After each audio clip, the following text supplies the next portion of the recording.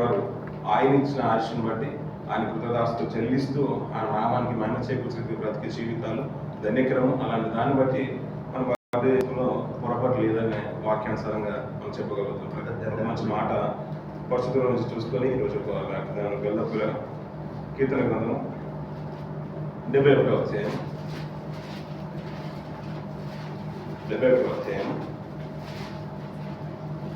17వ వర్షము అలాగే 18వ వర్షం చూద్దాం. దేవా, బాల్యం నుండి నీవు నాకు బోధించుచూ వచ్చితివి, ఇంతవరకు నీ ఆశ్చర్య కార్యములు నేను తెలుపుతూనే వచ్చి తిని అన్న పిల్ల. ఆ 71వ అధ్యాయం మొదటి నుంచి 6వ వర్షం నుంచి చూసినా కానీ అద్భుతంగా ఉంటుంది. ప్రతి మాట 5వ వర్షం నుంచి అద్భుతంగా ఉంటుంది. అంటే దేవుడు ఇచ్చిన ఆయుష్ కాలాన్ని అంటే ఊరికి వచ్చింది కాదు, బ్రతుకైన జీవనమైన మన మనుగడంతా కూడా ఆయన చిత్తము అనేకులకు ఒక వింత అంటాడు. అద్భుత మాట మాట్లాడుతుందంటే, దేవా బాల్యం నుండి నువ్వు నాకు బోధించుతూ వచ్చింది. అంటే లోకంలో వాళ్ళు వీళ్ళు బోధిస్తే కాదు నాకు మాటలు, నీవు నన్ను బోధిస్తూ వచ్చావు కాబట్టి నేను ఈ రీతిగా నేను నిలబడి ఉన్నాను. ఇంతవరకు నీ ఆశ్చర్యకార్యము నేను తెలుపుతూనే వచ్చి తిని. అంటే మీరు ఇచ్చిన ఆయుష్ కాలము, మీరు ఇచ్చిన బ్రతుకును ఇంతగా నేను అనేకలు గొప్పగా వింతగా ఉన్నాను కదా, దాన్ని నేను వృధా చేయలేను తండ్రి. నేను చేసిన ప్రతి కార్యాన్ని అనేకులకు నేను తెలియజేస్తున్న వచ్చి తిని. దేవా, వచ్చుతరం వరకు నీ బాహుబలమును గూర్చియు పుట్టబో వారందరికీ నీ శౌర్యమును గూర్చియు నేను తెలియచెప్పునట్లు తల నెరసి వృద్ధుడనై ఉండు వరకు నన్ను విడువకుము అంటున్నాడు కదా. అంటే నేను నా ఆయుష్కాలం ఏంటంటే నేను ఎందుకో రాలేదు, నీ బల శౌర్యం గూర్చియు నీ జ్ఞానము గూర్చియు పుట్టబోరందరికీ నీ శౌర్యం గూర్చి నేను చెప్పాలి అంతే. నా ఉద్దేశం ఏంటంటే ఇచ్చింది నీవు, ఆయుష్ని ఇచ్చింది నీవు, భూమికి పంపించింది నువ్వు, నీ ఉద్యోగాన్ని నేను చేయాలి, నీ పనిని నేను జరిగించాలి. అందుకు నన్ను విడిచిపెట్టకు. ఒకవేళ నువ్వు విడిచిపెట్టిన క్షణము లిటరల్గా చెప్తాను కదా పిల్లగా, నువ్వు నా మాట వినలేదు కాబట్టి ఆ నిశ్చయంగా నువ్వు చచ్చేదేమన్న మాట ఆది జీవితంలో మనం చూస్తూ ఉంటాం. ఎప్పుడు దేవుడు తోడు లేనప్పుడు బ్రతికిన శూన్యమైన మాట మనం వింటూ ఉంటాం.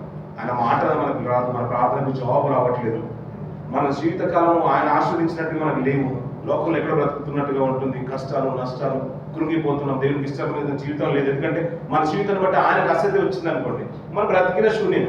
ఒకవేళ మనం బ్రతుకుతున్నాం, మన ఆశీర్వాదాలు పొందుకుంటున్నాం, ఇవన్నీ చేస్తున్నాం కాబట్టి నేను ఆయన బలశౌర్యం గురించి, ఆయన కీర్తిని గురించి మనం ప్రకటించాలి. అందుకని అంతవరకు పుట్టబో తరం వరకు నీ కీర్తి నేను పొగడాలని నేను ప్రకటించాలి. అంతవరకు నీ సన్నిధి నాకు తోడుగా ఉంచమని. అందరి ఆయుష్కాలం అంతదే, అందరి జీవితకాలం అంతే పిల్లలు. ప్రభు సాక్షాత్ ఈ లోకంలోకి వచ్చినప్పుడు అదే చెప్తుంటాడు. ఆయన వచ్చి ప్రకటన చేస్తున్న తరుణంలో ఆయన మాట్లాడుతున్నాడు ఏంటంటే తండ్రిని గురించే విషదపరుస్తున్నాడు, తండ్రిని గురించే బయలుపరుస్తున్నాడు. ఆయన ప్రభావం అంటేది తండ్రి అంటే మీ ప్రపంచం తెలియదేమో, ఆయన ఇలాంటి వాడు, ఆయన మంచివాడు, నన్ను చూడండి నేను ఎలాంటి ప్రేమమైన, నేను ఎలాంటి శాంత పరుని, నన్ను చూస్తే తండ్రిని చూసినట్టే. ఆయన గుణగణాలన్నీ కూడా తెలియజేస్తూ ఉంటే సమాజంలో ఒక తల్లంది, అయ్యా నిన్ను కన్న గర్భము, నువ్వు గుడిసిన స్తన్యములు ధన్యములు అంటే ఆయన మాటలలో ఉన్న మాధుర్యత గుర్తెరిగి నిజంగా నీ జన్మ ధన్యమైపోయిందయ్యా, నీ తల్లి చాలా గొప్పదంది. ఎప్పుడంది అంటే తండ్రి యొక్క ఔన్నత్యాన్ని కీర్తిని ప్రకటిస్తున్నప్పుడు. అంటే ఆయన ఇచ్చిన ఆయుష్కాలాన్ని ఎలా వాడుతుందంటే తండ్రి పని కొరకే వాడేస్తాడు పిల్లలు. అలాగే పిల్లలు దేవుడు ఇచ్చిన ఆయుష్కాలాన్ని మనం కూడా తండ్రి పని కొరకు వినియోగిస్తూ ఉంటే మన జీవితాన్ని బట్టి కూడా దేవుడికి మహిమ చేర్చబడుతుంది, దేవుడు అదే మహిమను మనకి ఇస్తాడు పిల్లలు. అలాంటి స్థితిలో, ఉన్నతమైన స్థితిలో దేవుని సేవకులు కూడా ఉండాలని నా తరఫున, నా కుటుంబం తరఫున, సంఘ తరఫున కోరుకుంటాను. కొద్ది మాటలు ఆయన జీవితానికి, మా అందరి జీవితానికి ఫలభరితంగా ఉండదు కాక పిల్లల ఒక ప్రవక్త జీవితం గురించి మాట్లాడుకుంటూ మనం ముందుకు వెళ్దాం పిల్లల. పరమగీతుల గ్రంథం 5వ అధ్యాయం 10వ వర్షం.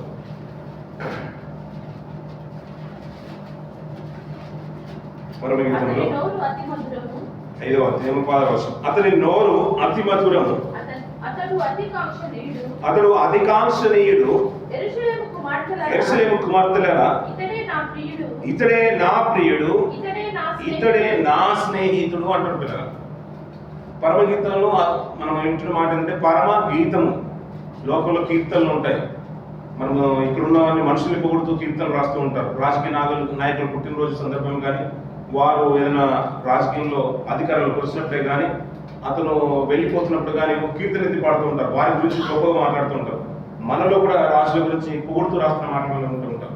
ఇది పరములకు ఎత్తబడే గీతం, పరమ గీతము. ఇది మన సంబంధమైనది కాదు, పరలోకముకు సంబంధించిన కీర్తన అనే మాట అర్థమవుతుంది పిల్లలు. రాసింది భక్తుడైనా మనం అనేక విధాలు మాట్లాడుకుంటాం. దీన్ని పొందుపరచడం కూడా చాలా మందికి ఇష్టం లేదంట పిల్లలు. ఆ రోజుల్లో ఒక రసికమైన కావ్యంతో ఉంది కాబట్టి దీని ఇష్టం లేకుండా కొన్ని తర్జనాభర్జనలు చేయబడిన తర్వాత ఈ గ్రంథంలోకి లిఖింపబడిందంట పిల్లలు. ఈ మాట ఎందుకు నేను మాట్లాడుతున్నానంటే పిల్లల, ఇది ఒక ప్రవక్తకు సంబంధించిన మాట అని చాలా మంది నమ్ముతారు పిల్లలు. మనం నమ్మకపోయినా ఇస్లాం సోదరులు ఎక్కువగా నమ్ముతారు పిల్లలు. ఏముంది దాంట్లో అంటే పిల్లల, ఆ మాట పిల్లలు, అతని నోరు అతి మధురము, అతడు అతికాంక్షణీయుడు, యెరూషలేము కుమార్తె గారా, ఇతడే నా ప్రియుడు, ఇతడే నా స్నేహితుడు అంటున్నారు. గతించిన కొన్ని రోజులు పిల్లలు అడావిడి 30 నిమిషాలు బలారం రోజు ఎక్కువ మాట్లాడుకోలేము. ఈరోజు ఎలాగో కలుస్తుంది కాబట్టి ఒక 45 నిమిషాల నుంచి 50 నిమిషాలు మాట్లాడుకొని ఇక్కడ నుంచి వెళ్దాం. రేపు ఎల్లుండి ఎలా వాడే కాబట్టి రిలాక్స్ అవ్వడం పిల్లలు, కొద్దిగా వాటర్ తాగండి, కొద్దిగా రిలాక్స్ కూర్చోండి, మ్యాక్సిమం ట్రై చేద్దాం. ఒక ఇస్లాం సహోదరుల పిల్లలు ఎక్కువగా ఈ మాటలు ఎత్తి పిల్లల వాళ్ళు పే చేసుకుంటారు. ఎందుకంటే అప్పుడప్పుడు మనం వింటూ ఉంటాం క్రీస్తు గురించి అంట పురాణ ఇతిహాసాల్లో కూడా ఉందంట, వేదల్లో ఉందనే మాటలు కూడా మనం వింటూ ఉంటాం పిల్లలు. విన్నారండి ఎప్పుడన్నా మీరు? రక్త ప్రోక్షణ అనే మాటలు మనం కానీ ప్రభు గురించి మాటలు మనకు అప్పుడు కూడా అనిపిస్తుంది, మనకు కూడా గూస్ బాంబ్స్ వస్తూ ఉంటాయి. మా ప్రభు గురించి పురాణాల్లో ఉండడం ఏంటండి, వేదాల్లో ఉండడం ఏంటని మనకు కూడా అద్భుతంగా అనిపిస్తుంది. ఒక మాట ఆలోచిస్తూ ఉంటే నాకు కూడా అనిపించింది, నిజమేనేమో మరి బహుశా ఉండొచ్చేమో అనిపించింది. అప్పుడప్పుడు ఆశయాలు మాట్లాడుతుంటే ఎప్పుడు పూజలు చేసేవాడిని, పునస్కారాలు చేసేవాడిని, నేను కూడా అర్చనలు చేసేవాడిని. అప్పుడు అర్చనలు మాట్లాడుతున్నప్పుడు, వేదాలు శ్లోకాలు చదువుతున్నప్పుడు ఇది అలాంటి యోగ్యమైన వాడు ఎవరు లేదు కదా, అది సాక్షాత్ ప్రభుకు సంబంధించిందే కదా అని అప్పుడు ప్రభు గురించి నేను గొప్పగా విన్నాను, లక్షలకు వచ్చేసిన మాటలు సాక్షాత్గా వింటూ ఉంటాం. ఏమంటే ఒక మాట అందరికి జ్ఞాపకం చేసుకున్న ఇప్పుడు ఈ గ్రంథం అంట ఇంచుమించు 1100 సంవత్సరాలు పట్టిందంట పిల్లలు సంపూర్తి అవడానికి. 1100 సంవత్సరాలు అంటే పాత నిబంధన కాలం మొదలుకొని క్రొత్త నిబంధన కాలం అంటే మొదటి 100 సంవత్సరాలు క్రీస్తు శకంలో ప్రభు వెళ్ళిపోయిన తర్వాత 100 సంవత్సరాల తర్వాతనే క్రొత్త నిబంధన సంపూర్తి అయిపోయింది. కానీ ఓవరాల్ గా గ్రంథం అంతా కూడా పూర్తవడానికి 1100 సంవత్సరాలు పట్టిందన్న, ఇంచుమించు 1600 ఇయర్స్ పిల్లలు. అంటే ఇది ఎలాంటి మాటలు అయ్యా అంటే, పేతురు గారు మంచి మాట్లాడుతున్న మాట ఏంటంటే ఇది పరిశుద్ధాత్మ వలన పలుకబడిన మాటలు అంట. పరిశుద్ధాత్మ ప్రేరేపిస్తుంటున్నట్టు ప్రవక్తలు ఆ మాటలు ఎత్తి రాస్తారని మొదటి అతని ఆ మాటలు మనం చూస్తూ ఉంటాం. అంటే ఇది ప్రేరేపింపబడి రాసింది ఎవరి వారి యొక్క ఆలోచన కాదు, స్వతగా వచ్చిన ఆలోచన కాదు. దేవుడు తన ప్రవక్తల నోట పలుకింపబడిన మాటలు అది గ్రంథస్థం చేయబడి మన చేతులకు వచ్చేసరికి ఇంచుమించు కొంతమంది ప్రవక్తలు, ఇంచుమించు 40 మంది ప్రవక్తల నుంచి 49 ప్రవక్తలు అంటూ ఉంటారు. అనేక మంది రచించగా రాయబడిన మాటలు. అంటే ఇది ఎవరికి మాటలు అయ్యా అంటే మనం ఏం చెప్తున్నాం? ఎవరి మాటలు అయితే మనం ఒక్క మాటలు ఏమని చెప్తున్నాం? దేవుని మాటలు, అంతే కదండి. ఇంకా దాంట్లో తిరుగులేదు కదండి. లేదండి సొలొమోను గారు తన స్వార్థం కొరకు, తన ప్రియురాల కొరకు, తన భార్య కొరకు, తన అంతఃపురం గురించి రాసుకున్న మాటలను కాదు కదండి. ఆ మాట ఏంటంటే అప్పుడప్పుడు మనం జ్ఞాపకాల్సింది సొలొమోను భాగంలో పెట్టుకోవాల్సింది సంఘము కొన్ని సందర్భాల్లో పరమున ఉన్న యెరూషలేము గురించి ప్రభు గురించి మాట్లాడుతుంటే అది సాక్షాత్ ప్రియ కుమారుడు, ఆయన ప్రభు ఒక పెళ్లి కుమారుడుగా పోల్చబడుతున్న మాట. అలాగే కొన్ని సందర్భంలో ఏంటంటే సొలొమోను గారి భాగంలో ప్రియుని పెట్టాల్సింది, తన అంతఃపురంలో ఉన్న తన రాణి భాగంలో సంఘాన్ని పెట్టాల్సింది. అలా పోల్చుతూ రాయబడిన మాటలు అలా ఎన్నో విధాలుగా మనం వింటూ ఉంటాం. ఏ గ్రంథమైనా వారి స్వార్థం కొరకు వారి ఆలోచన ప్రకారంగా పుట్టింది కాదు. ఇది ఎవరి వల్ల పుట్టింది అంటే ప్రవక్తల ద్వారా పరిశుద్ధాత్మ మాట్లాడుతూ ఉంటే వారు రచించారు. కాబట్టి ఇవన్నీ కూడా దేవుని మాటలు అంటాడు. అదే కదండి మన క్రైస్తవులకు ప్రమాణికం బైబిల్, ఇది దేవుని మాటల గ్రంథం. ఇప్పుడు వేరే గ్రంథాల్లో కూడా దేవుని మాటల్లో క్రీస్తు కనబడుతున్నాడంటే ఇప్పుడు ఆ మాటలు ఎవరివి? అవి కూడా దేవుని కదండి. నా మాట అర్థమైందో లేదా? మళ్ళీ చెప్పమంటారా? అర్థమైందంటారా? ఇప్పుడు దీంట్లో ఉన్న మాటలన్నీ కూడా దేవుని. ఎందుకంటే వీరు ఇప్పుడు యెషయా గారు రచించిన, ఇర్మీయా గారు రాసిన, ఇర్మీయా గారు కూడా స్వతహాగా రాయలేదు కొన్ని మాటలు. దేవుడు అతను ప్రేరేపిస్తుంటే ఇర్మీయా గారితో పాటు ఒక సేవకుడు అతను రాస్తూ ఉంటాడు. ఇర్మీయా గారు పలుకుతూ ఉంటే పౌలు గారు కూడా అన్ని పత్రికలు స్వతహాగా రాయలేదు, కొన్ని పత్రికలు రాస్తారు. తిమోతి రాస్తూ ఉంటాడు పౌలు గారు చెప్తూ ఉంటే. అలాగే చాలా పత్రికలు కూడా స్వతహాగా వాళ్ళు రాయలేదు, దేవుడు ప్రేరేపిస్తూ ఉంటే వారు రాస్తారు. ఇవన్నీ కూడా ఎవరి మాటలు అయ్యంటే దేవుని మాటలు. అంటే దీంట్లో ఎవరు కనబడతారు? దేవుడే కనబడతారు. అందుకని ఇది మండించే ధ్యానం అంటాడు. గతించి దినంలో విన్నాం కదా పిల్లలు, అతనికి ఉన్న మా ప్రవక్తలు కూడా అంటే నా గుండె మండుచు ఉండి అంటారు. దీన్ని ధ్యానిస్తున్నప్పుడు అంటే గుండెలో వేదన పుడుతుందంట. నా తప్పు చేసినప్పుడు నువ్వు ఇలా నిలబడి ప్రార్థన చేయి, నీ మనసు ఏంటంటే తొందర పెడుతూ ఉంటుంది. నువ్వు ఏదో పొరపాటు చేస్తున్నావు, నువ్వు నీకు సరైన రీతి కాదు. అప్పుడు అనిపిస్తుంది మా మనసులో ఏదో వేదన కలుగుతుంది, నేను సరైన రీతిలో లేదు అనిపిస్తుంది. నువ్వు తప్పు చేసినప్పుడు వాక్యం చదువు, నీ కళ్ళ ముందు ఒక అద్దంలో ప్రతిబింబంలో కనబడుతూ ఉంటుంది. నీది ఏదో పరిస్థితి బాగాలేదు, నువ్వు మార్చుకో, ఒక తరుణం దేవుడు ఇస్తున్నాడు, ఒక రేపటి దినాన్ని ఇస్తాడు, వచ్చే వారంలో నువ్వు మారు అని మనల్ని హెచ్చరిస్తూనే ఉంటుంది. అంటే దీంట్లో కనబడేది ఏంటయ్యా అంటే సాక్షాత్తు దేవుడే కనబడతాడు, రోషన్లో దేవుడే కనబడతాడు. ఆదరణ ఇచ్చేది, ప్రేమ చూపించేది, కరుణ చూపించేది దేవుడే సాక్షాత్తు మనకు కనబడుతూ ఉంటాడు. దీంట్లో దేవుడు ఉన్నాడు, దేవుని మాటలే కాబట్టి దేవుడు ఉన్నాడు మనకు అర్థమవుతుంది. వేరే గ్రంథాల్లో కూడా మన ప్రభువుని చూసాం అనుకోండి, అక్కడే ఎవరు ఉన్నారు మన గ్రంథాల్లో? అది నా క్వశ్చన్. అదే కదండి పిల్లలు, మనకేంటంటే కొన్ని సాక్ష్యాలు విన్నప్పుడు ఏదంటే భలే అనిపిస్తుందండి, అక్కడ కూడా ప్రభు ఉన్నాడు అంటే ఒక మాట పిల్లలు 2 ప్రసంగాలు మనం విన్నాం అనుకోండి. ఇప్పుడు ఈరోజు గత చేసిన దినదిలో సండే నుంచి మనం కొన్ని ప్రసంగాలు వింటూ ఉన్నాం. నేను ఒక మార్గ ప్రసంగం అయిపోయింది, తర్వాత సేవలో ఒక ప్రసంగం అయిపోయింది, మళ్ళీ నా ప్రసంగం వచ్చింది, తర్వాత సండే రోజు ఇంకొక ప్రసంగం వస్తుంది.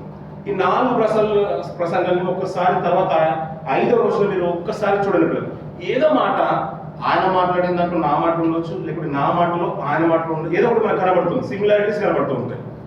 దేవుడు పక్షపాతి కాదు అనే మాట ఆ రోజు సేవకులు మాట్లాడు, తర్వాత నేను ఏదో సందర్భంలో పక్షపాతి కాదు కదండి అని నేను ఎత్తాను. అంటే మనకి ఏమర్థమవుతుందంటే ఎక్కడో ఒకటి అది మనం కాపీ చేస్తున్నామని మనకు అర్థమవుతుంది. అంటే ముందు ఏముందంటే ఇది ఉంది, తర్వాత ఏది వచ్చినా దీన్ని కాపీ ఒప్పుకుంటారు, ఒప్పుకోరండి. లేదండి ఇది కాదు మనకు ప్రశస్తమైంది, అక్కడ వేదాల్లో గ్రంథంలో అదే ప్రాముఖ్యమైన అంటాము, మనసు ఒప్పుకోదు పిల్లలు. ఎందుకంటే ఇది రోషన్ కలిగింది, దీంట్లో ఉన్న ప్రభావం అంత ఇంత కాదు. మీరు ఎలా ఉంటుందో తెలియదు కానీ ఒక మెసేజ్ చెప్పడానికి అది ఎలా గూస్ బంప్స్ వస్తున్నట్టుగా ఉంటుంది, మాట్లాడుతున్న ప్రతి మాట. నిజంగా అది ఇన్స్పైర్ అవుతూ ఉంటే అది మనం అన్వయించుకుంటే అలా ఉంటుంది పిల్లలు. ఇలా బ్రతకాలనుకున్నప్పుడు నిజంగా చెప్తున్న పిల్లలు, పరిశుద్ధంగా బ్రతకడం చాలా కష్టం పిల్లలు. అది దేవుని వాక్యాన్ని అన్వయించుకోవడం, బ్రతకడం చాలా కష్టం. అలా బ్రతుకుతున్నప్పుడు ప్రతి మాట ఎలా ఉంటుందంటే రోషని పుట్టిస్తూ ఉంటుంది. నీ భక్తి నీకు ధైర్యం పుట్టించదన్న, నిజంగా దేన్నైనా ఎదుర్కోగలుగుతాము, అది మరణాన్ని సైతం కూడా ఎదిరించగలన్న సామర్థ్యం మనకు పుడుతుంటుంది. అలాంటి ప్రవక్త జీవితాలు ఎందుకయ్యా అంత పౌరుషం అంటే అంతగా బ్రతికేశారు కాబట్టి ప్రతి మాట దేవుని ఆదరించేసింది వాళ్ళకి. ఎందుకంటే దీన్ని మించింది ఏది లేదని బ్రతికేశారు పిల్లలు. అందుకని అక్కడ ఉందండి, అది ఉందంటే బహుశా ఉండొచ్చేమండి, ఎందుకంటే తర్వాత రాయబడ్డది కాబట్టి దీంట్లో నుంచి కాపీ చేశారని చెప్పడానికి ఆధారాలు చాలా ఉన్నాయండి. అలాగే ఇస్లాం సోదరులు కూడా ఈ మాటను బేస్ చేసుకుని మనం ఇందాక చెప్పిన మాటను బట్టి వాళ్ళు ప్రామాణికంగా పెట్టుకుంటారు. దాంట్లో ఏముందయ్యా అంటే ఈ మాట అంట వాళ్ళ ప్రవక్తకు సంబంధించిన మాట అంట పిల్లలు. ఆ మాట మళ్ళీ చదువుతుండే పిల్లరా, చూద్దాం పిల్లరా. అతని నోరు మతి మధురము, అతడు అతి కాంక్షణీయుడు, యెరూషలేము కుమార్తెలారా ఇతడే నా ప్రియుడు, ఇతడే నా స్నేహితుడు అంటారు. ఇతడే నా ప్రియుడు అన్న దగ్గర వాళ్ళు ఏమంటారంటే ఇది మా ప్రవక్త పేరండి, ఇది మహమ్మద్ ఇదాతున్నాడు కదా, మహమ్మద్ గారి ప్రవక్త, ఇది మా ప్రవక్తకు సంబంధించిన మాట అని అంటున్నారు పిల్లలు. వారు కూడా మీ బైబుల్లో మా ప్రవక్తకు సంబంధించిన మాటలు ఉన్నాయని ఏదో విధంగా మన లోపలకు తీసుకెళ్లి మరి నిరూపించడానికి ప్రయత్నం చేసి పూనుకోవడంలో ఇది ఒక మాట ఉంది. ఎందుకు ఆ మాట అంటారంటే పిల్లల, బైబిల్ అంతా చదివిన వాళ్ళు చాలా మంది ఉన్నారు కదా, మీరు 1 సారి 2 సార్లు 4 సార్లు 5 సార్లు 10 సార్లు చదివిన వాళ్ళు చాలా మంది. ఎక్కడైనా కానీ వారి ప్రవక్త పేరు మహమ్మద్ అనే ప్రవక్త పేరు కనిపించిందండి? ఎక్కడ కనిపించదండి. కానీ ఇక్కడ ఏంటంటే ఇతడే నా ప్రియుడు, ఇతడే నా స్నేహితుడు, ఇతడే నా ప్రియుడు అనే దగ్గర గ్రీకు భాషలో అంటే హిబ్రూ భాషలో హిబ్రూలో మహమ్మదీం అని ఉంటుంది అంట. అలాగే ఉందంట, మహమ్మదీం అని ఉంటుంది. ఆ మాట మా ప్రవక్తకు సంబంధించింది కాబట్టి మీ పరిశుద్ధ గ్రంథంలోనే సాక్షాత్తు దేవుడే ప్రవక్త ద్వారా పరిశుద్ధాత్మ ద్వారా ప్రేరేపించాడు కాబట్టి ఆ మాట మా ప్రవక్తకు సంబంధించింది కాబట్టి మా ప్రవక్తనే గొప్పకూడని నమ్ముతాడండి. ఈ మాటను పట్టుకోనండి. కానీ అదే మాట ఇంకా చాలా సందర్భాల్లో కనబడుతుందండి. ఒక మాట కూడా చూడండి, హెచ్కేల్ గ్రంథంలోకి వచ్చిన పిల్లలు 24వ అధ్యాయం, అక్కడ కూడా ఒక మంచి మాట ఉంటుందండి. 24వ అధ్యాయం పాదవచనం చూద్దాం పిల్లలు. నరపుత్రుడా, నీ కన్నులకింపైన దానిని నీ యొద్ద నుండి ఒక్క దెబ్బతో తీసిపోయిపోచున్నాను. నీవు అంగలార్చవద్దు, ఏడవద్దు, కన్నీరు విడవద్దు అంటే పిల్లలు. ఇది ఎవరితో మాట్లాడుతున్నారంటే పైన మాటలు చెప్తున్నాడు. యెహోవా సాక్షాత్ ఎవరితో మాట్లాడుతున్నాడు? యెహెజ్కేలుతో మాట్లాడుతున్నాడు. నీ కన్నులకు ఇంపైన దాన్ని అంటే ఏం తీసేయబోతున్నాడు దేవుడు? ఇందాక చదివిన మాట అండి, నరపుత్రుడా అంటే యెహెజ్కేలు గారితో చెప్తున్నాడు, నీ కన్నులకు ఇంపైన దానిని నీ యొద్ద నుండి ఒక్క దెబ్బతో తీసివేయబోచున్నాను. అప్పుడు నువ్వు ఏడవద్దు, అంగలార్చొద్దు, కన్నీరు విడవద్దని ప్రవక్తతో దేవుడు చెప్తున్నాడు. పిల్లలు ఏం తీసేయబోతున్నాడు దేవుడు? తనకింపైంది ఏముంది? తన భార్యను తీసేయబోతున్నాడు. కింది మసలు చదువుతూ ఉంటే తన భార్య నుంచి దేవుడు తనను తీసేసుకుంటాడు పిల్లలు. అంటే నీ భార్యను ఈ భూమి మీద నుంచి నేను తీసుకోబోతున్నాను, నీ కన్నులకు ఇంపైందని నేను తీసుకోబోతున్నాను అంటారు పిల్లలు. ఈ కన్నులకు ఇంపైందని చూసారు పిల్లలు, ఇంపైనది. దీనికి కూడా హీబ్రూ భాషలో, ఆ హీబ్రూ బైబిల్లో మహమ్మదీం అనే ఉంటుంది పిల్లలు. అలా మాట్లాడుకుంటే మహమ్మదీం అనేది చాలా సందర్భాలు కనబడుతుంది. ఇంతకీ ఇప్పుడు ఇంపైనది హెచ్కేల్ గారికి ఎవరు? భార్య. ఇంతకీ ఇప్పుడు మహమ్మదీం అనే ఆయన పురుషుడా స్త్రీయా? పురుషుడు కదా. మరి ఇప్పుడు దాన్ని అక్కడ పోల్చి చెప్పేస్తాం అనుకోండి, ఎలా ఉంటుంది ఇప్పుడు? అందుకనే వాళ్ళు ఏదో విధంగా మా ఓడు కూడా అందులో ఉన్నాడని నిరూపించుకోవడానికి ప్రయత్నం చూపారు. మనం కూడా ఏం చేసామంటే మీ గ్రంథాల్లో కూడా మా ఓడు ఉన్నాడని నిరూపించుకోవడానికి ప్రయత్నం చేసాం. ఇంకో మాట మర్చిపోతున్నారు ఏంటంటే పిల్లరా, ఇది క్రీస్తు పూర్వము కొన్ని గ్రంథాలు రాయబడ్డాయి. ప్రభు వచ్చి వెళ్ళిపోయిన తర్వాత 90 సంవత్సరాలు 98 సంవత్సరాల లోపే, క్రీస్తు జన్మ వచ్చేసరికి వెళ్ళి 100 సంవత్సరాల లోపే ఈ బైబిల్ పూర్తి అయిపోయింది పిల్లలు. పూర్తి అయిపోయి మన దగ్గరికి వచ్చేసింది. మీద తర్వాత గ్రంథాలు ఉన్నాయి చూసారు పిల్లలు. ఇంతకీ మహమ్మదీం అనే వ్యక్తులు చూసారా పిల్లలు? క్రీస్తు వచ్చి వెళ్ళిపోయిన తర్వాత 530 సంవత్సరాలు వచ్చాడు. మరి ఇప్పుడు ఏ సంవత్సరంలో అండి? 25. మీరు ఏ సంవత్సరంలో పుట్టారండి? 1900 అది చెప్పకండి, మీకు తెలుసు కదండి. ఆ సంవత్సరంలో మీరు ఉన్నారు కదండి. అలాగే ఆయన పుట్టిన కాలం అంటే 530 అండి పిల్లలు. ఆ తర్వాత ఇంచుమించు 60 నుంచి 62 సంవత్సరాలు బ్రతికి కాలం చేసి వెళ్ళిపోయాడు పిల్లలు. సౌత్ ఆఫ్రికాలో పుట్టాడు ఆయన. ఆయన తర్వాత వచ్చిన వాడు, ఆయన ఉన్న ఆ కాలంలో ఆయన రాసిన గ్రంథమే ఈ ఖురాన్ పిల్లలు. తర్వాత ఎన్ని గ్రంథాలన్నా రాయని పిల్లలు, దీన్ని కాపీగానే అంటారు. ఇందాక నేను మెసేజ్ కూడా అందే అన్నాను. తర్వాత మీకు శ్రీల సంవత్సరం ఇప్పుడు ఈ రోజు ప్రసంగం ఏందనుకోండి, వచ్చే సంవత్సరం సీల్ చెప్పనుకోండి, మళ్ళీ ఏదో సరి తగులుతూనే ఉంటుంది. అన్న అలాంటిదండి, రిప్కా ఇలాంటిదండి, షారా ఇలాంటిదండి, ఏదో మాట మనకు తగులుతుందా లేదని పిల్లలు. మనకు అనిపిస్తుంది ఏంటంటే దేవుడు మన గ్రంథం ఒకటే ఇచ్చాడు, దీని తర్వాత ఎన్నో పుస్తకాలు వచ్చినా కానీ దీనికి అనుసంధానంగా ఏది చేర్చబడలేదు పిల్లలు. అందుకనే ఆ గ్రంథంలో ఉన్నాడంటే ఈ గ్రంథంలో ఉన్నాడంటే దీంతో ఏది కలపొద్దు తీయొద్దు అన్నప్పుడు ఇది ముద్ర వేయబడ్డారు అంటాడు. ఆ మాటలు వినడానికి కూడా పౌరుషంగా అనిపించడం మనకు. దీన్ని ముద్రేస్తామయ్యా.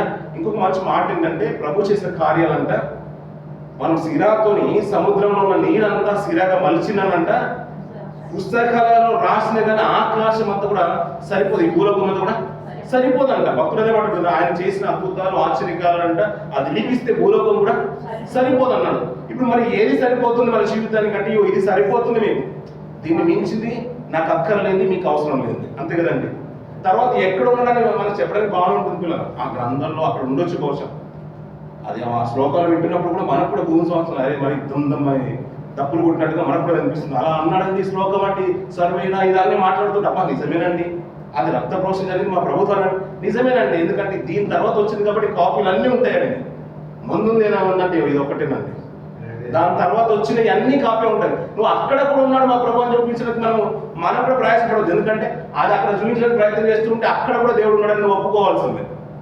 దేవుడు ఒప్పుకోడే ఆయన మాట్లాడేది ప్రవక్తల ద్వారా కాబట్టి ఇది మనకి ఇచ్చింది. ఇక్కడ చూసిన మాట ఏంటంటే మహమ్మదీం అనే మాట అది ఇంపైన దగ్గర పోల్చబడుతుంది, అతడు ప్రియుడు అనే మాట దగ్గర పోల్చబడుతుంది. కానీ వాళ్ళు ఏమంటే తనకు అనుగుణంగా మలుచుకొని మీ గ్రంథంలో మావాడు ఉన్నాడని గొప్పగా చెప్తారని. ఇంకొక మంచి మాట ఏంటంటే బేస్ మాట, మనకు బాగా సుపరిచితమైన మాట.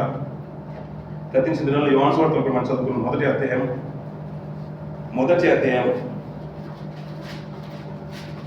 19 నుంచి 22 వరకు చూడండి పిల్లలు.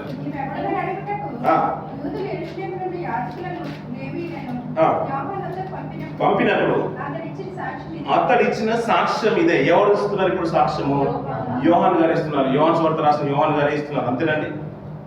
మీరు అలాగే తలకెలుపుతున్నారు కాదు, బాప్తిసం ఇచ్చే యోహాను గారు ఇస్తున్నారు. ఇప్పుడు బాప్తిసం ఇచ్చే యోహాను గారు సాక్ష్యం ఇస్తున్నారు. చూడండి పిల్లలు, అతడు ఎరుగననక, ఎవరిని ఎరుగననక ఒప్పుకొనెను, క్రీస్తును కాదని ఒప్పుకొని. అంటే నువ్వు క్రీస్తు అని యోహాను గారిని అక్కడ ఉన్న జనాంగము ఫోర్స్ చేస్తుంది, నువ్వు ఒప్పుకో అని. అతను ఏమనంటే నేను ఎరుగననక ఒప్పుకొనెను, క్రీస్తును కాననేను కాగా మరి నీవెవరవు, నీవు ఏలియావా అని అడగగా అతడు కాననేను నీవు ఆ ప్రవక్త. అక్కడ మంచి మాట చూడండి, మనం అప్పుడప్పుడు విడదీసి వస్తావు, అప్పుడప్పుడు కలిపేసి మాట్లాడుతున్నావు. నీవు ఆ ప్రవక్త అంటున్నాడు. ఆ ప్రవక్త అనట్లేదు, మళ్ళీ అది సింపుల్ గా అంటున్నాం. ఏ ప్రవక్త అంటే అప్పుడు మనకు అన్ని కూడా మన పాత నిబంధనల గ్రంథాలన్నీ కూడా మనకు అర్థమవుతుంటాయి. ఏ ప్రవక్త అంటే ఆ ప్రవక్త అని అడగగా కాలని ఉత్తరించను. ఇప్పుడు ఆ ప్రవక్త అనేది యోహాను గారికి కూడా తెలుసు, అక్కడ ఉన్న యూదులకు తెలుసు ఏ ప్రవక్తను అని. అందుకని ఏమంటాడు, నువ్వు ఆ ప్రవక్త అంటున్నాడు. అప్పుడు అంటే చూసారు పిల్లలు, ఆ రోజు మనం తీసుకొచ్చేసాం కదా, అక్కడ పెట్టేసాము, ఇది అదే డబ్బా అంటే తర్వాత 10 రోజుల తర్వాత అడిగింది అనుకోండి, ఇది అదే డబ్బా అంటే ఏ డబ్బా అని ఇద్దరికి తెలుసు. ఏ డబ్బా అండి? ఆ రోజు వాళ్ళు పెట్టుకున్నది. అందుకనే వీళ్ళు ఆ ప్రవక్త అంటే వాళ్ళకి తెలుసు యూదులకు. ఏ ప్రవక్తను అంటే ఇది ఇలా ఉంచుకోండి పిల్లరా, ద్వితీయ దృష్టికి వచ్చింది అక్కడ మాట్లాడుతూ చూడండి. 18వ అధ్యాయం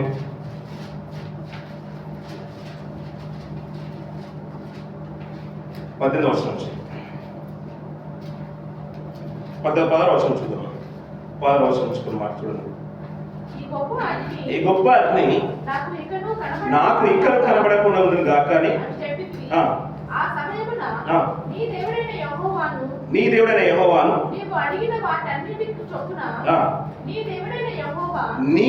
యెహోవా నీ మధ్యను నా వంటి ప్రవక్తను నీ సహోదరులలో నీ కొరకు పుట్టించును, ఆయన మాట వినవలెను. మరియు యెహోవా నాతో ఇట్లనెను, వారు చెప్పిన మాట మంచిది, వారి సహోదరుల నుండి నీ వంటి ప్రవక్తను వారి కొరకు పుట్టించెదను, అతని నోట నా మాటను ఉంచుదును, నేను అతని సరిపోతుంది పిల్లలు. ఇంకా ఈ భాగం అంతా కూడా మనకు బాగా తెలుసు కాబట్టి నేను చెప్పలేదు పిల్లలు. ఇక్కడ ఒకటి, సహోదరులు నా వంటి ప్రవక్తను నీ కొరకు దేవుడు పుట్టిస్తున్నాడు. ఎవరి లాంటి ప్రవక్తను?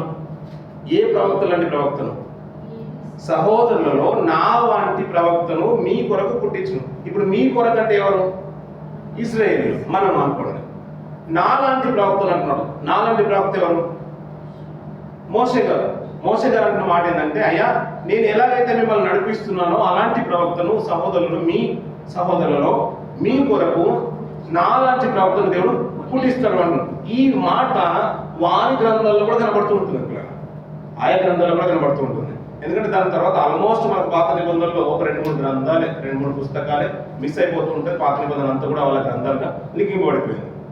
ఆయన రాసి వచ్చిన తర్వాత ఇంకా అతను చెప్పి గురించి 5:30లో వస్తే 570-60 పరిసర ప్రాంతాల్లోనే ఒక గ్రంథం రాసేశాడు.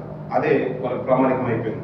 ఆ పాత నిబంధనలో ఉన్న మాట ఏంటంటే, ఆ గ్రంథంలో రాసిన ప్రవక్తను నేనే అన్నట్టుగా అతను చిత్రీకరించిన తర్వాత బేస్ చేసుకున్న మాటలో ఇదొకటి. నాలాంటి ప్రవక్తలు అన్నమాట ఇశ్రాయేలులోనూ యూదులోనూ ఫేమస్ ఈ ప్రవచనం. మోషే గారు చెప్పేశారు కదా, మోషే లాంటి ప్రవక్త రాబోతున్నాడు. ఆ ప్రవక్త అనే మాట ప్రస్తావిస్తూ మళ్ళీ ఇంకా సంఖ్యాకాండంలో మనం చూస్తుంటే మాటలు, ఈ ప్రవక్త ఆ ప్రవక్తనేనా అని యూదులు యోహాను గారిని అడుగుతున్నారు. నువ్వు ఆ ప్రవక్తనేనా? అప్పుడు చూడండి పిల్లలు, నీవు ఆ ప్రవక్తవా అని అడగగా కానని ఉత్తరం ఇచ్చాను అంటున్నారు. 25వ వచనం చూడమ్మా. వారు నీవు క్రీస్తువైనను నీవు ఏలియావైనను ఆ ప్రవక్తవైనను కాని ఎందుకు సరిపోతుంది? అప్పుడు చూడండి పిల్ల, అంటే ఏలియా వరకు బాగానే ఉంది, క్రీస్తు వరకు బాగానే ఉంది. ఇప్పుడు ఆ ప్రవక్త వరకు వెళ్ళి అతను క్రీస్తు వేరు ఆ ప్రవక్త వేరు అనే ప్రస్తావన యూదులకు వచ్చేసింది. అంటే అదే ప్రవక్త క్రీస్తుని ఒప్పుకోవడానికి యూదులకు మనసు రాలేకపోయింది. అందుకని ఏంటంటే క్రీస్తు వేరు ఆ ప్రవక్త వేరు అని ప్రజల్లో నాడు ఎక్కువైపోయింది పిల్ల. ఇప్పుడు ఆ మాట, అదే మాటకు మనకు బలమైన మాట, ఇంకా సమయం ఎక్కువ తెచ్చుకోలేదు కనుక ముగించే ప్రయత్నం చేస్తాం పిల్లలు. అపోస్తలుల కార్యం 3వ అధ్యాయం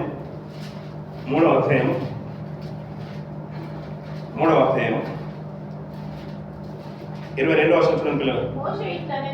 మోషే ఇట్లనెను, ప్రభువైన దేవుడు నా వంటి ఒక ప్రవక్తను మీ సహోదరుల నుండి మీ కొరకు పుట్టించును, ఆయన మీతో ఏమి చెప్పినను అన్ని విషయములలో మీరు ఆయన మాట వినవలెను, ఆ ప్రవక్త మాట విననివాడు సరిపోతుంది. అదే ప్రస్తావన ద్వితీయోపదేశకాండంలో మాట, సంఖ్యాకాండంలో మాట ఇక్కడ కూడా రాయబడింది. ఎందుకు ఈ ప్రస్తావన తీసుకొచ్చారంటే సాక్షాత్తు ప్రభువును సూచిస్తూ ఈ ప్రస్తావన తీసుకొచ్చేసారు. పై నుంచి మాటలు చదువుతూ ఉంటే మనకు అర్థమవుతూ ఉంటుంది పిల్లల. మీరు జీవాధిపతిని చంపితిరి, దేవుడు ఆయనను మృతుల నుండి లేపాను, అందుకు మేము సాక్ష్యం. ఆయన ఎవరో కాదు. 19-20 వర్షాలు అంటారు చూడండి పిల్లల. 18వ వర్షం కూడా, అయితే దేవుడు తన క్రీస్తు శ్రమపడునని సమస్త ప్రవక్తల నోట ముందుగా ప్రచురపరిచిన విషయములను ఇలాగ నెరవేర్చును. అంటే ఆ ప్రవక్త ఎవరై అంటే క్రీస్తు అనే మాట అక్కడ తీసుకొస్తున్నాడు, కిందికి తీసుకొస్తూ మీ కొరకు నియమించిన క్రీస్తు యేసును అన్నాడు. ఆ ప్రవక్త ఎవరో కాదు, నియమించిన క్రీస్తు యేసును ఆయన పంపునట్లు నీ పాపాలను తుడిచివేయబడిన నిమిత్తమును మారు మనసు నుండి తిరుగుడి ఈ అన్నిటికీ కుదురుబాటు కాలం వచ్చినని దేవుడు ఆది నుండి తన పరిశుద్ధ ప్రవక్త నోట పలికించను. అంతవరకు యేసు పరలోక నివాసులైనట ఆవశ్యకమును అని. ఆయన ఎవరో కాదు, మోసే చెప్పిన ఆ ప్రవక్త ఈయన అన్నట్టుగా పేతురు మరియు కడమ అపోస్తులు మరీ హెచ్చరించి మరీ చెప్తున్న సందర్భం పిల్లలు ఈ మాటలను కూడా ప్రస్తావిస్తున్నాడు. ఇదే మాటలు వాళ్ళేమనుకుంటే ఇది ఎవరో కాదయ్యా, సాక్షాత్తు మా ప్రవక్తలని చెప్పుకుంటూ ఒక మంచి మాట మాట్లాడతారంటే మోషే ఎలాంటి వాడో మనకు బాగా తెలుసు. ఆయనతో మాట్లాడిన మాట ఏంటంటే మీ సహోదరులు అన్నారు కాబట్టి ఇప్పుడు అబ్రాహాం గారికి 2 కుమారులండి. ఎంతమంది కుమారులండి? చాలా పెద్ద క్వశ్చన్, ఇది టఫ్ క్వశ్చన్ అండి. ఇంచుమించేది దేనికి మనం గోల్డ్ ఇచ్చిన తప్పే. ఎంతమంది కొడుకులండి? ఆ ఇస్సాకు గారి గురించి మాట్లాడుతూ సహోదరులు అన్నాడు కాబట్టి ఇస్సాకు తర్వాత వచ్చిన వారు యాకోబు గారు తర్వాత వచ్చిన వారే ఇశ్రాయేలు 12 గోత్రాలు వారిలో అన్నాడు కాబట్టి ఇప్పుడు సహోదరులు అంటే ఎవరయ్యా అంటే మళ్ళీ ఇశ్రాయేలు నుంచి యాకోబు దగ్గరికి, యాకోబు నుంచి ఇస్సాకు దగ్గరికి, ఇస్సాకు సహోదరులు ఎవరయ్యా అంటే ఇస్మాయిల్. అంటే ఆ సహోదరులు ఎవరు కాదు, ఇస్మాయిల్ సంతానమే సహోదరులు. అంటే ప్రవక్త వస్తే ఎక్కడ రావాలి? ఇప్పుడు ఇస్మాయిల్లో నుంచి రావాలి. కాబట్టి ఈ వాక్యం మా జీవితంలో నెరవేరింది, మా ప్రవక్తకి నెరవేరింది అని వారు అంటారండి. నిజంగా ఆలోచించండి పిల్లలు, సహోదరులు అవుతారు. అప్పుడే దేవుడు ఖండితంగా చెప్తున్న మాట ఏంటంటే ఎలియాజరు నీకు దాసుడే కానీ వారసుడు అవ్వడు.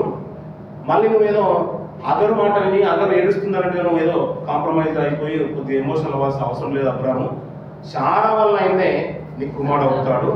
అలాగే మాట్లాడుతూ కిందికి వస్తూ మాట ఏంటంటే ఇప్పుడు అగరు విషయంలోనే అంత కఠినంగా దేవుడు ఉంటే ఇంకా ముందుకు వస్తున్న మాట ఏంటంటే అన్ని సహోదరులను దేవుడు ఎప్పుడైతే ఇశ్రాయేలు ఎన్నుకున్నాడో అన్యులుగానే వారిని భావించేశారు. పిల్లలు పక్కన ఉన్న వారందరినీ కూడా అన్యులుగానే భావించేశారు.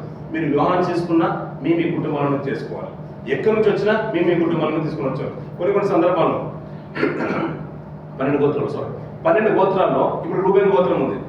షిమ్యోన్ ఏమవుతాడు? రూబేన్ గారికి షిమ్యోన్ ఏమవుతాడండి? సహోదరుడు అవుతాడు. ఇప్పుడు దాను అవన్నీ గోత్రాలు ఉన్నాయి, ఇస్సాకారు ఇవన్నీ గోత్రాలు ఉన్నాయి. ఇప్పుడు రూబేన్ గారికి ఏమవుతాడు? సహోదరులు అవుతారు. ఇవన్నీ మాట్లాడుతూ ఒకరికొక పర్యాయంలో రాజ్యాలు విడిపోయిన తర్వాత 2 గోత్రాలు వేరైపోయి 10 గోత్రాలు వేరైపోయి యుద్ధానికి వెళ్ళిపోతుంటే ఆ సందర్భం మనకు బాగా తెలుసు కాబట్టి ఒక మాట చెప్తున్నాను అంతే. యుద్ధానికి వెళ్ళిపోతుంటే రాజులు వేరైపోయారు. రేహం కాలం తర్వాత రాజులు వేరైపోయిన తర్వాత యుద్ధానికి వెళ్ళిపోతుంటే ఆ 10 గోత్రాలు ఒకవైపు, ఈ 2 గోత్రాలు ఒకవైపు చంపుకోవడానికి యుద్ధానికి వెళ్తున్నప్పుడు మళ్ళీ దేవుడు ఒక ప్రవక్తను పంపించేసి జరిగింది ఏదో నా వల్ల జరిగిపోయింది అయ్యా, మీ పొరపాటు ఏం లేదు, మీరు మంచోళ్ళు, ఇశ్రాయేలు సంతానం మీద గొప్పది, వివిధ గోత్రాలు 12 గోత్రాలు మీరు శ్రేష్ఠులు, నేనే తప్పు చేశానని దేవుడు కాంప్రమైజ్ సందర్భం మనకు బాగా తెలుసు. మీరు మీ సహోదరులు కొట్టుకోవద్దును అంటాడు. అంటే వారి సహోదరులు అవుతారు తప్ప ఎక్కడో ఉన్న అన్యుడు సహోదరుడు కాడనే విషయం మనకు అర్థం అవ్వాలి పిల్లలు. ఇప్పుడు యెషయా ప్రవక్త వచ్చాడు పిల్లలు, ఎక్కడి నుంచి వచ్చాడు? ఇశ్రాయేలు నుంచి వచ్చేసాడు. అలా ఎంతమంది ప్రవక్తలు చూసిన ఇర్మియా గారు కానీ, హెజ్కేల్ గారు కానీ, దానియేలు కానీ, యోహాన్ గారు కానీ, ఇలాంటి ప్రవక్తలు ఎంతమంది వచ్చినా తన సహోదరుల నుంచే వచ్చేసారు పిల్లలు. ఇశ్రాయేలు నుంచి వచ్చారు. ఒక ప్రవక్త ఉన్నా, అన్యుడైన ఒక ప్రవక్త వచ్చినా కానీ అది అంత మట్టుకే ఉంచేశాడు దేవుడు.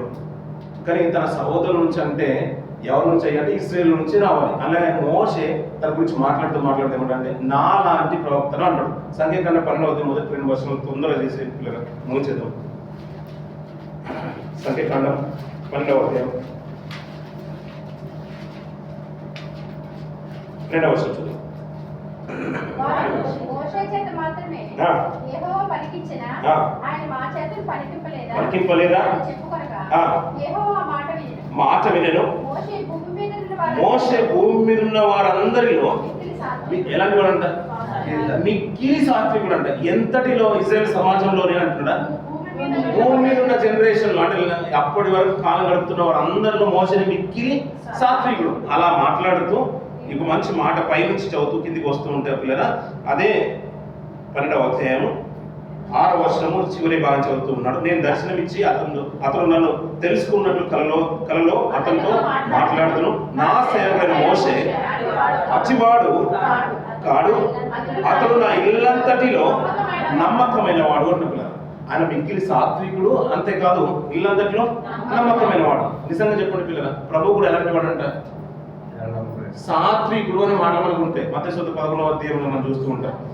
నేను సాత్వికుడును దీన మనసు గలవాడను అంటాడు పిల్ల. ఇంకా మాట్లాడుతూ ఏంటంటే ఆయన సాత్వికుడు, అలాంటి క్యారెక్టర్ ఎవరిలో ఉంది? ప్రభులో కనిపించేసింది పిల్ల. సాత్వికుడు పిల్ల. ఏ రోజు కూడా వాళ్ళు అన్యాయంగా అతను హేళన చేయడానికి వచ్చినా కానీ ఇంకా వేరే కోణంలో మాట్లాడలేదు, అంటే వేరే కోణంలో దూషించడం కానీ తప్పు చేసినప్పుడు మాత్రం అతను ఓర్చుకోలేదు అనుకోండి. మోసే గారు కూడా అలాంటి క్యారెక్టర్ కనబడుతుంది. తన సహోదరుల నుంచి వచ్చిన వాడు ప్రభు గురించి మాట్లాడుతున్నాడు. అతను మిక్కిలి సాత్వికుడు అంటాడు. సాత్వికుడు గురించి మాట్లాడుతూ మనం ఒకవేళ అనుకుందామండి, ఆయనే కనుక వారు అనుకున్నట్టుగా ఆయన ప్రవక్తన గురించి మన మధ్యలో పెట్టుకుంటే పిల్లరా, అతను వచ్చింది పిల్లరా 530 అయితే అతను పెళ్లి చేసుకుని ఎంత అనుకుంటారు తెలుసా పిల్లరా? 11 మంది భార్యలు అతనికి. 11 మంది భార్యలు సౌత్ ఆఫ్రికాలో వచ్చేసారు. ఇంకా గురించి మాట్లాడుకుంటే అతని మీద కొన్ని లెక్కలేనని కేసులు ఉన్నాయి. అలాంటి సాత్వికుడు మన గ్రంథాలకు వస్తాడు. ఇప్పుడు మన ప్రభు ఆయన రాసిన గ్రంథంలోకి వెళ్తాడు. అంటే మనం కూడా ఇది ఒకటే గ్రంథం గురించి మాట్లాడుతున్నాం, వేరే గ్రంథాల గురించి మాట్లాడలేదు. ఇప్పుడు అలా ఉన్న గ్రంథంలో ఇంకా చాలా ఉన్నాయి. పురాణాలకు వెళ్తుంటే అక్కడ ఎలాంటి చేయని పాపం అంటూ లేదు, రాయనమని అవినీతి అంటూ లేదు. అలాంటి దాంట్లో మన ప్రభు ఉన్నాడు అనే మనకు కూడా రోషం వస్తారు. వేదాలు పఠిస్తాలు 5 రుజువేదం సామవేదం అని మనకు కూడా గూస్బంప్స్ వస్తూ ఉంటాయి. నిజమేనండి, రాసినప్పుడు ఏంటంటే ప్రతిదీ కూడా కాపీ అయ్యే అవకాశాలు చాలా ఎక్కువ ఉంటాయి. కానీ దాన్నే నేను ప్రామాణికంగా చూడడం అనేది చాలా పొరపాటు పెట్టాలి. తర్వాత వచ్చిన దాంట్లో ప్రతి దాంట్లో కూడా కాపీ అనేది ఉంటూ ఉంటుంది. ప్రతి మాట మనం ముందు చేసిన ప్రార్థన మనం చూడండి, ఇప్పుడు తర్వాత మనం ప్రార్థన చేస్తాం అనుకోండి. మొట్టమొదటి చేసిన ప్రార్థనే మనం ఎన్నుకున్న వరకు కూడా లాస్ట్ వరకు కూడా సేవకుడు వరకు మనం అదే కాపీ చేస్తాం. లేదండి ఇది కొరకు చేద్దాం లేదు, సేవకుడు ఎంత ప్రసంగం చెప్తే అంత ప్రార్థన మనం చేయాల్సింది. ప్రకటనలు అంతే ఉండాలి, ప్రార్థనలు అంతే ఉండాలి. అలానే ఉంటుంది పిల్లలు. ఎందుకంటే తర్వాత వచ్చేది కూడా అంత కాపీగానే వచ్చేస్తాయి పిల్లలు. మనం అంశాల కూడా మనం చేయము. ఇలా మనం ఏమైపోయిందంటే గ్రంథాలన్నీ కూడా చూసినా కానీ అంత కాపీ పేస్ట్ వచ్చేసింది పిల్లలు. ఆయన మీద 11 భార్యలు ఉంటే కొన్ని వేల కేసులు ఉంటే ఈ సేవకుడు అలాంటి సేవకుడు ఎలా అవుతాడు పిల్లలు? ఇంకా ప్రభు గురించి మాట్లాడుతూ సాక్షాత్ మన ప్రభు గురించి మాట్లాడుతూ ఎబ్రిల్ రాష్ట్ర పత్రికలో 3వ అధ్యాయం అంటాడు. 3వ అధ్యాయం ముంచెత్త పిల్లలు చివరి మాట 3వ అధ్యాయం 2వ వచనం. దేవుని ఇల్లంతటిలో మోషే నమ్మకంగా ఉండినట్టు ఈయన కూడా సరిపోతుంది. కింది మాట చూడండి, కింది మాట 6వ వచనం. అయితే క్రీస్తు కుమారుడై ఉండి ఆయన ఇంటి మీద నమ్మకంగా ఉన్నాడు, ధైర్యమును నిరీక్షణ వల్ల వస్తాను తుదమట్టుకు స్థిరంగా చేపట్టబడిన ఎడల మనమే ఆయన ఇల్లు అంటాడు పిల్లలు. సరిపోతుంది పిల్లలు. ఆయన నమ్మకంగా ఉన్నాడు ఇల్లంతటిలో. ఇంకా సాక్షాత్ ఇల్లంతటి పైన మన ప్రభు కూడా నమ్మకంగా ఉన్నాడు. ఆ మాటలన్నీ కూడా ఎవరు ఉన్నాయంటే పరిశుద్ధ ప్రవక్తల గురించిన మాటలన్నీ కూడా, రాయబడిన మాటలన్నీ కూడా ఎవరి గురించి అయ్యంటే సాక్షాత్ క్రీస్తు గురించి అంటాడు, మన రక్షకుడి గురించి మాట్లాడతాడు అంటాడు. ఈయన ప్రియుడు అంటాడు, ఇంపైన వాడు. ఇంకా చెప్పాలంటే అతనికే శ్రేష్టమైన పేర్లని దక్కుతాయి. పరమగీత మన ప్రస్తావన తీసుకొచ్చింది కూడా మన సాక్షాత్ ప్రభు గురించిన మాటలు అన్నట్టుగా అనిపిస్తుంది. సొలొమోను తన స్వార్థం కోసం రాసుకున్నట్టుగా అనిపించదు. అది రాయబడినా ఇంకా ప్రవక్త నోట మాట్లాడుతూ ఉంటే ఇప్పుడు మన బిలాము ఒక ప్రవక్త మనకు బాగా తెలుసు. అతను వెళ్ళింది శపించడానికి, కానీ దేవుడు తన నోట ఏమించాడంట? ఆశీర్వాదాలు చేశాడంట. అంటే మనం అనుకుంటాం ఏంటంటే మనం మాట్లాడుతున్నాం అనుకుంటాం కానీ అప్పుడప్పుడు మనం ప్రార్థన చేస్తూ ఉంటాం. అయ్యా మా సేవకు నిలబడుతున్నాడు, మన సేవకు నోట మీ మాట ఉంచమనుకుంటాం. చెప్పాలనుకున్న ఒకటి ఇక్కడికి వచ్చిన తర్వాత చేసేది వేరే ఉంటుంది. మనం ప్రార్థన చేసినప్పుడు చూడండి పిల్లలు, మీరు ప్రార్థన చేసే కానీ మనం ఆవేశంతో మనం ప్రార్థన చేస్తుంటాం, అంటే కన్నీటితో ప్రార్థన చేస్తున్నాం, ఎమోషనల్ అయి ప్రార్థన చేస్తున్నాం. కొన్ని మాటలు అది మనం ఉచ్చరినప్పుడు అందరూ ఎప్పుడు మనం ఉచ్చరించిన వారం కానే కాము, కానీ దేవుడు సహకరించినట్టుగా అనిపిస్తుంది, దేవుడు అందించినట్టుగా అనిపిస్తుంది. అలాగే పిల్లల సేవకుడు ఏంటంటే ఆయన మాట్లాడుతున్న మాట అంటే అతను నమ్మకమైన వాడండి. సొలొమోనుకున్న జ్ఞానం విశిష్టమైందండి. ఆయన మాట్లాడుతూ తన స్వార్థం కొరకు రాసుకున్నట్టు అనిపించినా అది ఆయన తన స్వార్థం కొరకు రాసింది కాదు. దేవుడు ఒక ప్రియుడిగా కనబడుతున్నాడు. సంఘము ఆ రోజున ఇశ్రాయేలు సమాజము ప్రియురాలుగా కనబడుతుంది. అతను ఇంపైన వాడన్నట్టుగా మనకు కనబడుతుంది. ప్రవక్తల గ్రంథాలైనా సేవకుల మాటలైనా ప్రవచనాలైనా అది మన ప్రభువుని సూచిస్తున్న మాటలు. ఒకటి పిల్లలు, ఆ ప్రవక్త ఎవరో కాదు, ఆ ప్రవక్త మోషే లాంటి వారి కంటే కూడా గొప్పోడు. మోషే ఇల్లంతటి కూడా నమ్మకం ఉండవచ్చు, మన ప్రభువు ఇల్లంతటి పైన నమ్మకంగా ఉన్నాడు. ఆయన మనకు సరిపోయిన వాడు, ప్రధాన యాజకుడు, ఇంకా పాపంలో చేరనివాడు, నిష్కలంకుడు, పరిశుద్ధుడు, మనకు సరిపోయినవాడు. ఆయన గట్టిగా నమ్ముకుందాం. ఆ నిత్యత్వాన్ని మనం కైవసం చేసుకుంది. కొద్ది మాటలు మన జీవితాలకు మేలుకరంగా ఉంటుంది కాక.